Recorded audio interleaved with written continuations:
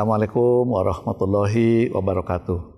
Saya Musliar Kasim dan segenap sivitas akademika Universitas Baitur Rahmah dan pengurus Yayasan Pendidikan Baitur Rahmah menyampaikan kepada kita semua selamat menunaikan ibadah puasa pada bulan Ramadan tahun 1445 Hijriah.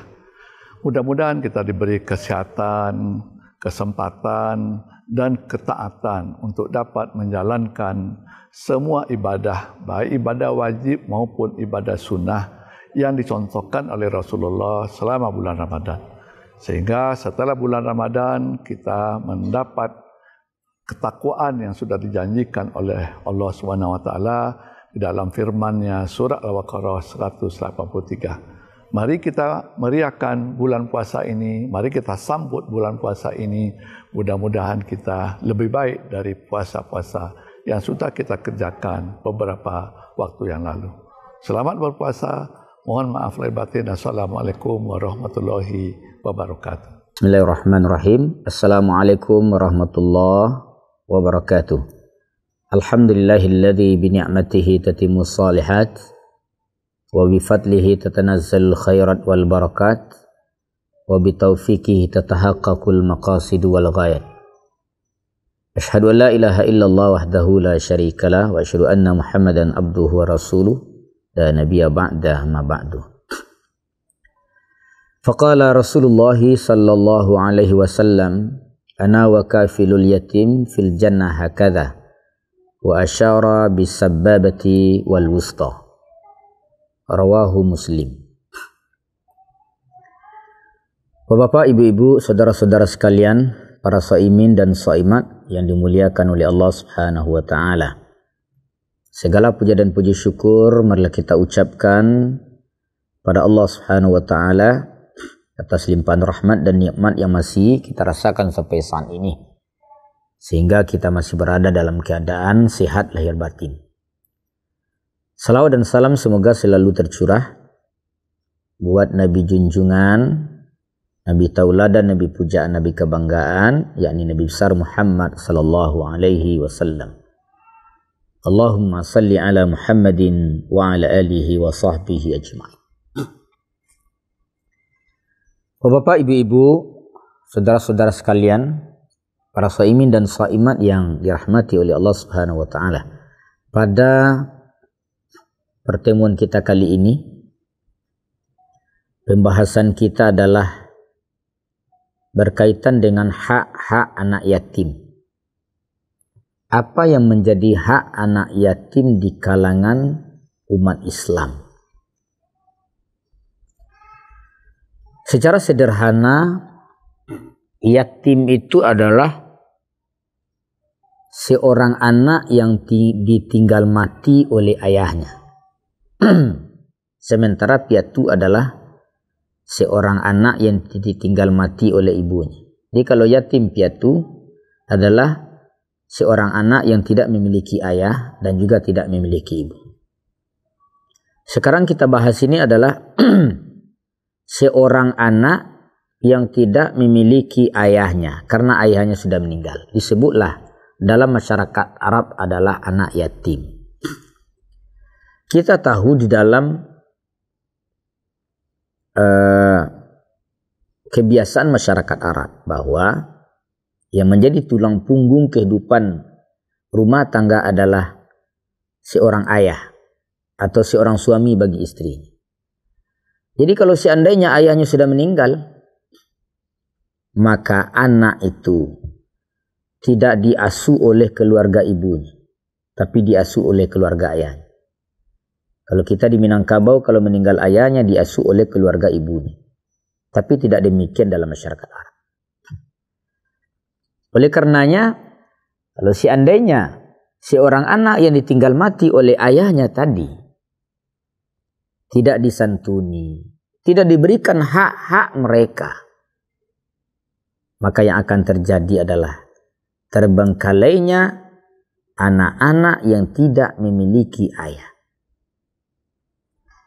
Oleh karena itu, Nabi SAW menegaskan bahwa seseorang kalau betul-betul dia menyantuni anak yatim, anak yang tidak memiliki ayah tadi, kemana dia harus mengadu? Kemana harus dia minta makan? Kemana harus dia minta belanja sementara ayahnya tidak ada? Ayah menjadi tulang punggungnya. Kemudian ada orang yang menyantuni anak yatim tadi. Ini kata Nabi SAW dalam hadis yang diriwayatkan oleh Imam Muslim, ana wa kafilul yatim fil jannah hakadha. Wa asyara bisababati wal wusta. Saya bersama orang yang menyantuni anak yatim, memberikan hak-hak terhadap anak yatim, kata Nabi, fil jannah hakadha. Di dalam surga Allah kelak seperti dua jari ini. Nabi mengisyaratkan wa asyara bisababati wal wusta. Nabi mengisyaratkan jari telunjuknya dengan jari tengahnya. Ini berarti bahwa kedekatan Rasulullah sallallahu alaihi wasallam kepada orang yang menyantuni anak yatim, atau kedekatan orang yang menyantuni anak yatim kepada Nabi Rasulullah sallallahu alaihi wasallam di surga seperti ini dekatnya. Ini menunjukkan bahwa ini adalah pekerjaan yang paling mulia di sisi Allah. Sehingga kita begitu dekat dengan Rasulullah di surga. Ada orang yang masuk surga belum tentu dia dekat dengan Rasul. Ini kita berada di samping Rasulullah. Kalau kita betul-betul mau memberikan hak-hak anak yatim yang ada di sekeliling kita.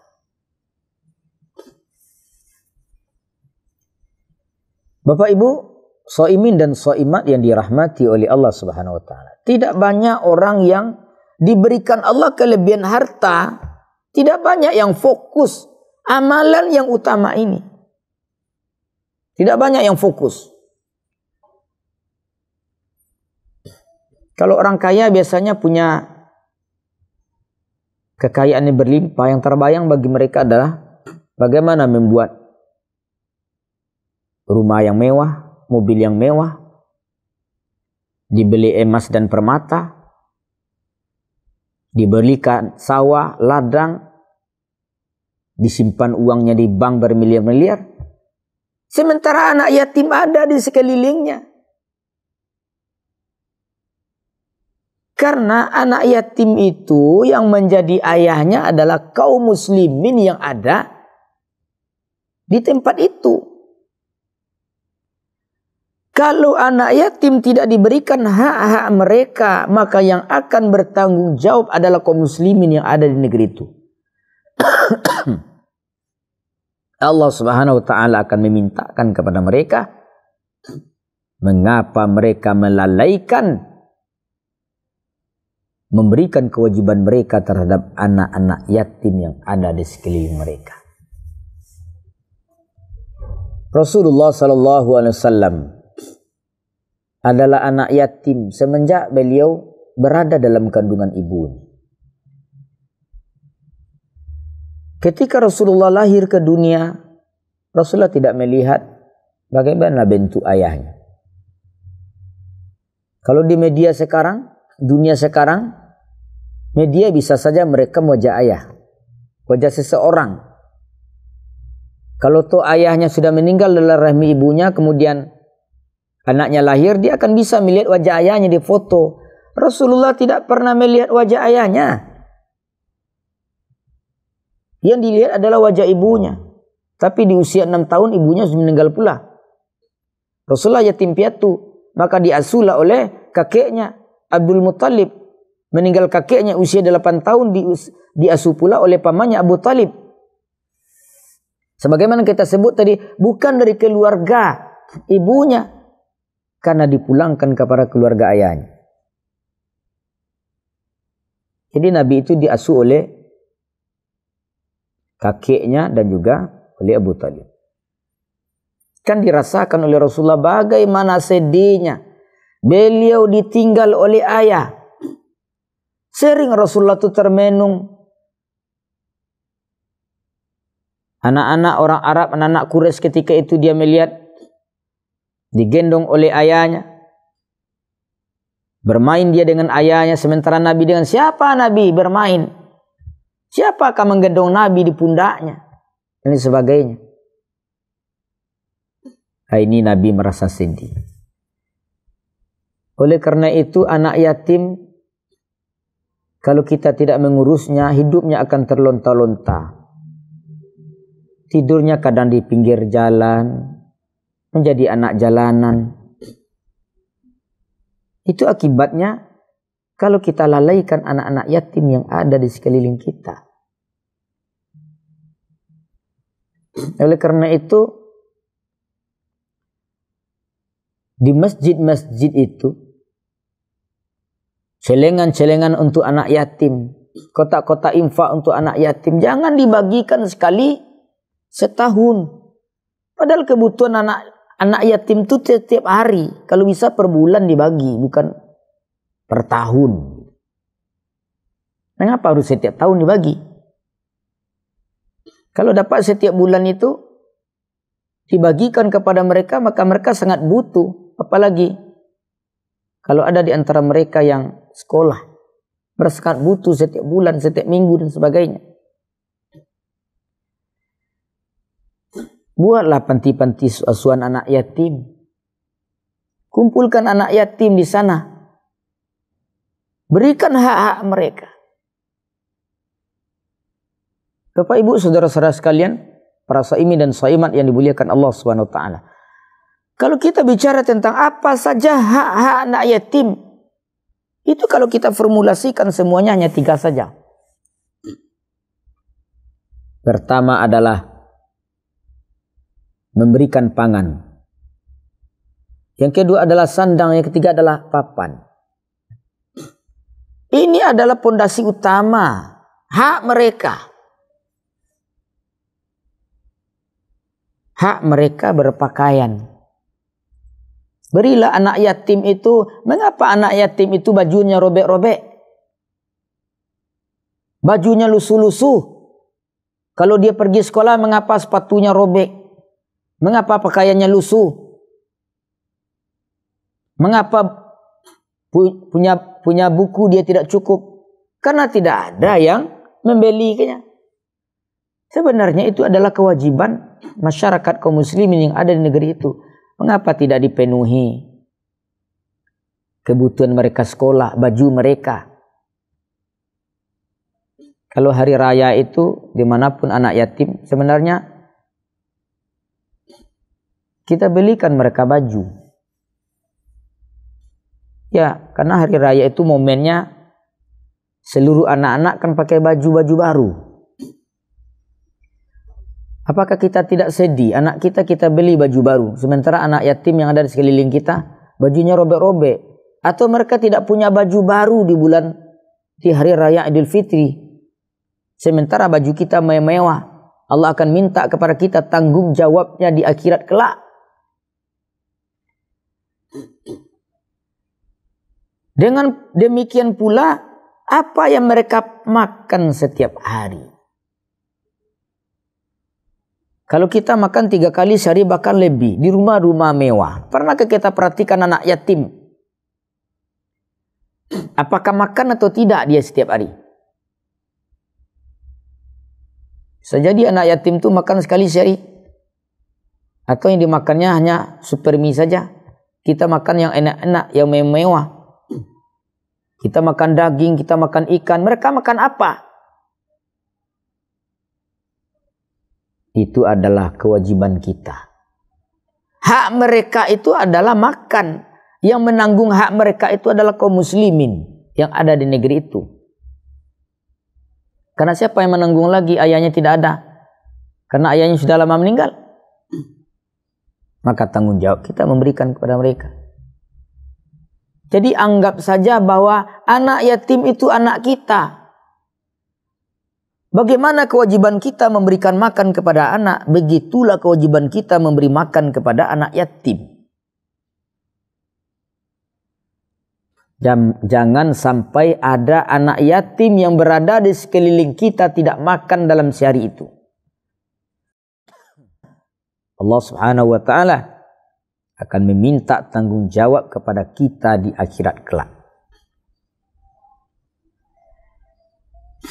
Walaupun anak yatim itu bukan anak kandung kita, bukan lahir dari rahim seorang ibu,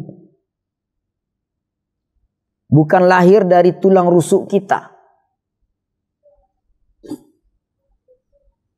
tetapi sesungguhnya anak yatim itu kita samakan saja kewajiban kita sebagaimana kita berikan kepada anak kandung kita dan juga kepada mereka. Jadi kalau ada di panti asuhan misalnya, berilah mereka makan setiap bulan 3 kali sehari. Jadilah sebagai donatur. Kalau kita memiliki uang yang berlebih, berikan kepada mereka donatur agar mereka bisa makan di panti asuhan itu. Sebab panti asuhan itu kalau tidak ada yang mendanai, mereka tidak akan makan semua, mereka tidak akan mungkin makan di dalamnya. Itu terkait dengan pangan yang kita maksud. Karena ini pondasi utama. Kemudian hak yang ketiga itu yang terpenting adalah hak mereka tinggal. Sandang, pangan, papan. Di mana anak yatim itu layak mereka tinggal. Kalau kita dalam keseharian tinggal di tempat-tempat yang mewah, rumah kita megah, ruangnya ber-AC, tikarnya tebal, lantainya keramik, tempat tidurnya spring bed, punya ruang belajar, punya ruang tamu, punya tempat bermain di rumah, punya kolam renang, dan sebagainya. Tempat kalau kita kebutuhan hidup, kita semakin layak hidup, tidak sebagaimana pada zaman dahulu. Tapi pernahkah kita memikirkan bagaimana anak-anak yatim hidupnya yang layak? Di mana mereka tinggal? Ada anak yatim yang tinggal di kolong jembatan. Anak-anak yatim yang tinggal di jalan-jalan. Tidak ada tempat mereka tidur. Lalu mereka tidur di mana? Tentu di mana mereka bisa tidur saja yang bisa tidur. Ya kalau bisa mereka tidur kalau jembatan mereka tidur di situ. Kalau mereka tidur jalan ya tidur jalan. Kalau mereka tidur di pasar ya tidur di pasar. Karena tidak ada tempat yang layak bagi mereka. Oleh karena itu kita yang memiliki kemampuan dari segi materi yang diberikan Allah Subhanahu wa taala, apakah tidak mau pula membagi apa yang diberikan Allah kepada kita itu juga pada anak yatim? Wa mimma razaqnahum yunfikun, dari apa rezeki yang telah kami beri kepada mereka, kepadamu, yunfikun. Bagilah rezeki itu kepada anak yatim. Sebab kayanya kita, mulianya hidup kita, itu rezeki dari Allah. Bukan atas usaha kita sendiri. Kita mendapat pangkat jabatan, rumah yang mewah, kendaraan yang mewah, baju yang mewah, makanan yang mewah. Itu semua adalah atas pemberian dari Allah Subhanahu wa taala, bukan hasil usaha kita sendiri. Oleh karena itu layak pula kita memberikan apa yang karunia, yang nikmat diberikan Allah kepada kita ini kita bagi pula terhadap orang lain. Terutama terhadap anak yatim. Orang yang melalaikan anak yatim yang berada di sekelilingnya disebut oleh Al-Quran orang yang mendustakan agama. Dalam surat Al-Ma'un Allah Subhanahu wa taala berfirman, "Ara'aital ladzi yukadzibu bid-din? Fadzalika alladzi yad'u'ul yatim wala yahuddu ala ta'amil miskin. Tahukah kamu siapa orang yang mendustakan agama? Artinya dia berdusta terhadap agamanya. Siapa orangnya? Kata Allah. Salah satunya adalah orang yang menghardi anak yatim. Apa makna menghardi? Ya mungkin menghina anak yatim, tidak memberikan makan terhadap anak yatim bajunya robek, tidak diganti dengan baju baru, anak yatim tidak makan, tidak diberinya makan, itu bagian daripada menghardi anak yatim. Oleh karena itu, Bapak Ibu, saudara-saudara sekalian, para shaimin dan shaimat yang dirahmati Allah Subhanahu wa taala, apalagi di bulan suci Ramadan ini adalah bulan kemuliaan. Oleh karenanya, marilah kita sisihkan sebagian daripada harta yang kita miliki agar memberikan kepada hak-hak anak yatim, berikan kepada mereka sandang, pangan dan juga papan. Allah Subhanahu wa taala akan meminta tanggung jawab kita di akhirat kelak. Apa yang telah kita lakukan terhadap anak yatim yang berada di sekeliling kita. Kalau ada anak yatim yang tidak makan, kalau ada anak yatim yang tidak sekolah, kalau ada anak yatim tidak pakai baju yang layak, kalau ada anak yatim yang tinggal di tempat yang layak, maka ketahuilah kita akan diminta tanggung jawabnya oleh Allah Subhanahu wa taala di akhirat kelak. Bapak Ibu, saudara-saudara kalian, para shaimin dan shaimat yang dimuliakan Allah Subhanahu wa taala, demikianlah tausiah kita untuk kali ini. Semoga kita bagian daripada orang-orang yang menyantuni anak yatim dan memberikan hak-hak terhadap anak yatim itu. Demikian, nasrun minallah wa fathun qarib wa basyiril mu'minin. Subhanakallahumma wa bihamdik, asyhadu an la ilaha illa anta, astaghfiruka wa atubu ilaik. Wabillahi taufiq wal hidayah. Assalamualaikum warahmatullahi wabarakatuh. Selamat datang di Universitas Baitur Rahmah. Di sini, kami tidak hanya memberikan pendidikan berkualitas, tetapi juga menciptakan lingkungan yang mendukung perkembangan pribadi dan profesional. Dengan fakultas yang berpengalaman dan berkomitmen, kami menyediakan pendekatan pembelajaran inovatif yang mempersiapkan Anda untuk menghadapi tantangan global. Bergabunglah bersama kami di Universitas Baitur Rahmah dan bersama kita membentuk masa depan yang lebih baik. Ramadan telah tiba. Semoga membawa berkah bagi kita bersama.